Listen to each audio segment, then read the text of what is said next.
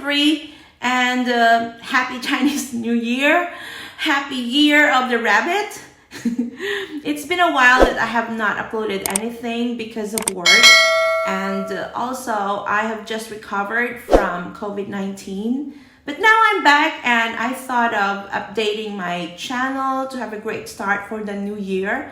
I decided to make reaction videos on movies, TV series, music videos of different genres, and other stuff.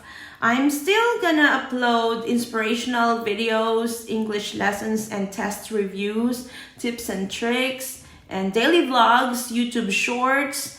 Also, I am still gonna do live streams, but you guys expect for more reaction videos, okay? You might wonder why I have a lot of niches here.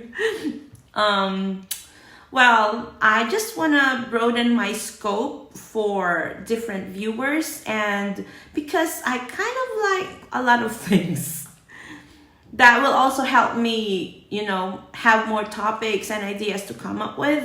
And also, there are billions of active YouTube users, and I know that everyone has different likes and dislikes. So I hope I can gain more viewers. So, so please like, comment, subscribe, and share. And I hope you guys help me grow my channel. Love you all. Thanks a lot. God bless. Bye.